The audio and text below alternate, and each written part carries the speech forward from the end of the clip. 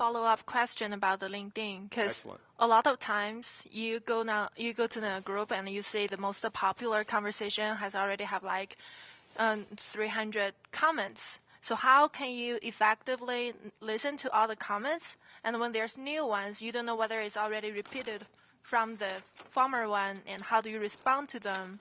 What's the best way to do with it? The question is, what's the best way to, well, what's your goal behind doing this, right? Why are you doing this? Are you doing this for knowledge exchange? Or are you doing this to gain some exposure for yourself? Or? We have different groups. Like we are an advertising firm. So for small business owner group, we are basically try to find prospective customers, generate conversations from lead perspective. So from there, you will find a lot of times people are asking what's the best way to have an e-commerce website, that kind of thing. And of course, the most popular conversation, the discussion will give you most of the audience and conversation opportunities, but there are too many. So how would you sort it or filter the unnecessary times, efforts in this unnecessary conversations and find the best one? Is effective listening, filtering out, is part of effective listening, filtering out the deciding which conversations in which to engage? Would everybody agree with that? Would anybody disagree with that? That's the way I should say it. No? No one would disagree with that. Okay. I think we're under attack. Mike, I have a question. Is there a way to filter these comments or conversations by some sort of keyword or tag? Like if I'm looking for a new car, or no, just, do you know what I mean? Filter the conversation by keyword or tag, and it depends on the network, doesn't it? Yeah. All right. Who wants to answer that? Jim, you're a twit. Yep. Several different products. I use TweetDeck, and that way I can follow specific conversations. I've never found a way to do that in LinkedIn, and the comment where you have 300 responses to a question. I don't know any effective way to dig into that to find out what you really want to hear. Yeah, I want to say that LinkedIn's, hang on, Jim, I want to come back to you here. But I want to say that LinkedIn's method is done on the front end, right? Because you've got that Q&A session, or that you can go questions and answers, or answers it's called, right? And you can pose questions or answer by topic. So you can choose to go into accounting and finance, or construction, or whatever topic that they have, and I think that's their filter, if you will. Facebook is I don't think is quite there yet, but TweetDeck doesn't just automatically do that for you. Okay, and we've got your handout here, guys, has some tools, some listening tools that you can use. And while we're there, so when you use TweetDeck or a Hootsuite or a Seismic or one of these dashboards for Twitter, it doesn't just automatically do it. You have to tell it, right, what term you're looking for. All right? Right? Yes. Okay.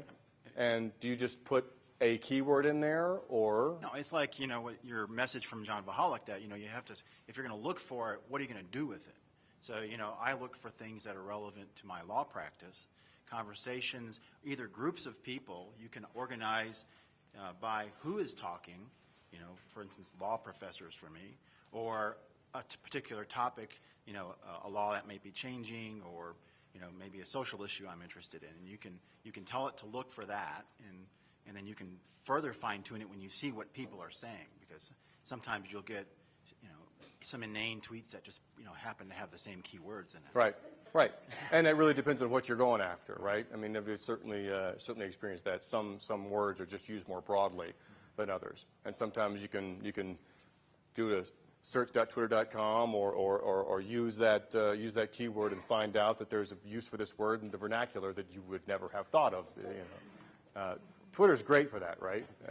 It's the stuff that people will put out on Twitter. It's just we have one of our clients is a family law practice, and we did it had her sitting in the office and did a Twitter search for divorce. You want to get really entertained really quickly? Go see what people are talking about with the word divorce on Twitter. It's just phenomenal what people will put out there. With a lot of bad words in it, actually. So effectively, so Jim uses TweetDeck. Anybody else using any tools? Enrique? Yeah, I mean, one of the powers of LinkedIn and Twitter is their incredible databases. On Hootsuite, that's another tool that you mentioned earlier. You can set up streams by keyword, so you can, set up a stream with that keyword and have all the hits, if you will, on LinkedIn or Twitter just pop up. You can do what you want to. I'm sorry, Enrique. Could you restate that Yeah, you can set up. I think they're now I forgot. I think they're called streams. Yeah, streams. So you can basically you set up a column, if you will, put the keyword up on top, and every time there is a new Twitter posting that uses that word, it will pop in there.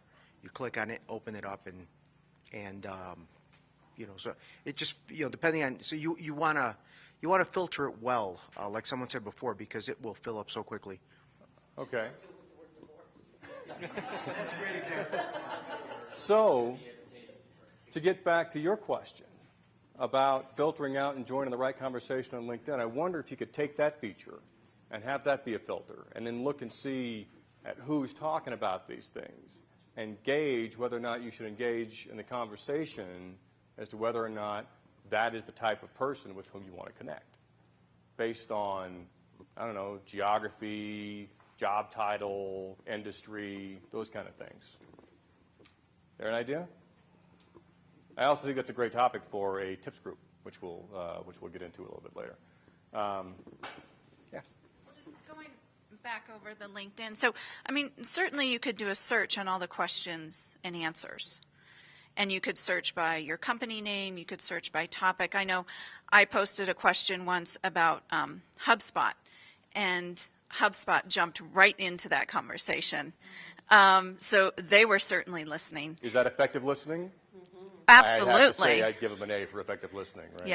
Yeah. So, I mean, there's certainly, that's not kind of an ongoing thing. I don't know of any tool that does that automatically like a Hootsuite would with their Twitter stream. But, you can certainly go in there regularly and search that.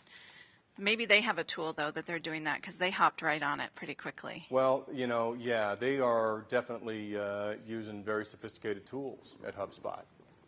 And some of them are available to you. We listed out some of these things here. We use a product at Webvolutions, it's down here at the bottom. And I put some dollar signs for you just to give you relative.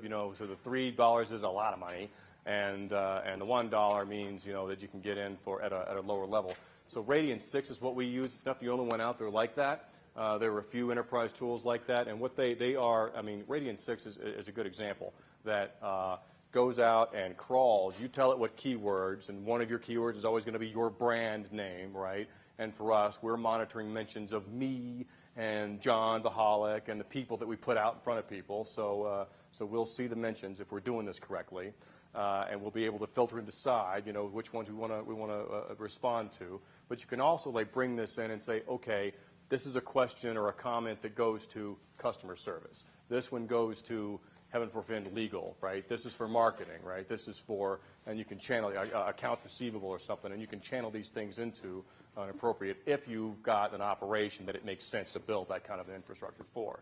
For most of us, the lesser tools are going to be good enough. And what Hootsuite's got is they've got somebody or some people who are dedicated to that, And if you ever find somebody who's written a blog post, HubSpot's a great example. If you ever find somebody who's written a blog post about HubSpot or a competitor and a service, you'll go down to the comments and see that HubSpot has left a comment about there. We were here, we saw this, thanks for mentioning us, and they'll take any opportunity they can to clarify the difference between what they offer and what their competitors offer. Tom, you had the... I just wanted to suggest, I think another service like Radian 6 is the Google Alerts. So I wanted to see if you wanted to... Google Alerts. Identify the difference between the two. Yeah, all right.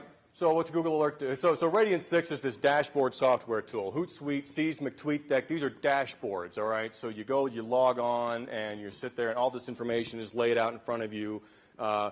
I have a soft place in my heart for these dashboard tools, and I've migrated to Hootsuite, but TweetDeck was the first one because Twitter is this crazy thing, right? It's a lot easier to explain LinkedIn and Facebook than it is Twitter, which is this. And I talk about it in terms of LinkedIn is you dress like this when you go into LinkedIn, right? You know, this is LinkedIn is a harumph, you know. As your status report on LinkedIn is Mike is researching CRM solutions for small business, you know. All right, and the frequency of it is about like as if you're going into the corporate vice president. You want her to know you're there and that you care and you're working on stuff, and then when you get the hell out and disappear for a while, right? So.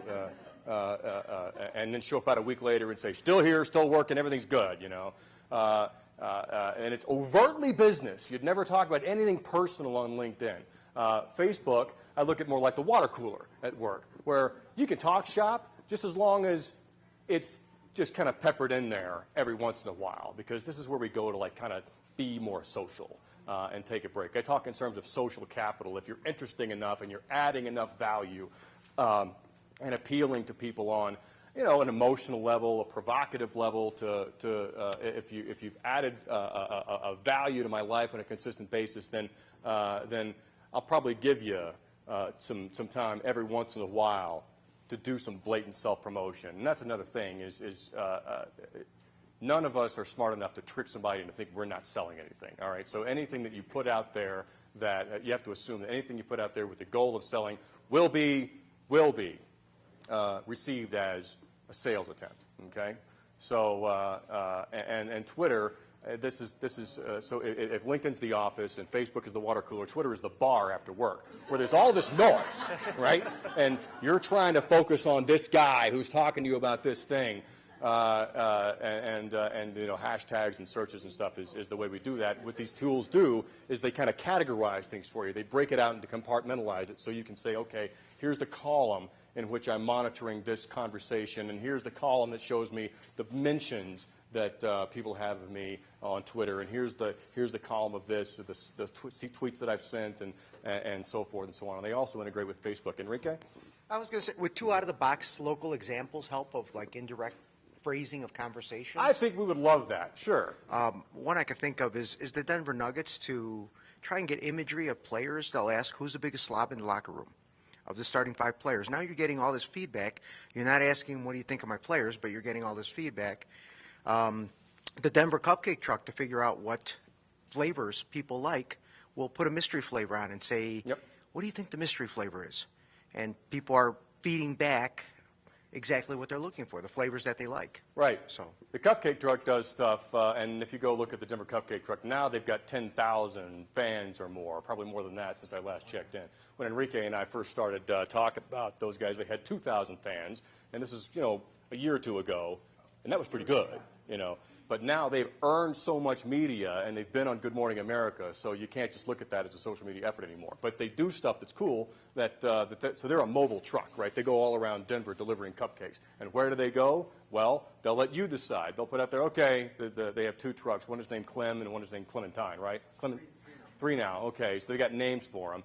And, you know, they'll say, okay, we're going to go here, and then where are we going next? Well, Clementine likes crowds, so get on Facebook and show us you've got a crowd to come to, and we'll come to you. And they'll have these competing factions about where Clementine can go next. So real interesting that they do that.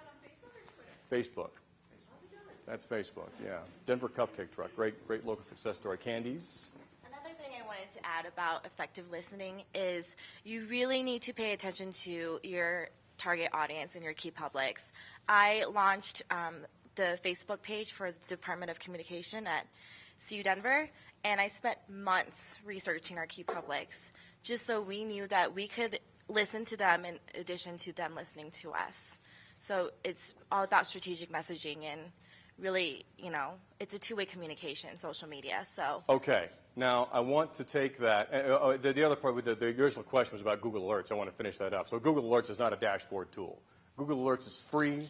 You go tell Google that anybody, instead of me explaining, anybody here using Google Alerts right now? Brad, how are you using it? What did you do to set up your Google Alerts?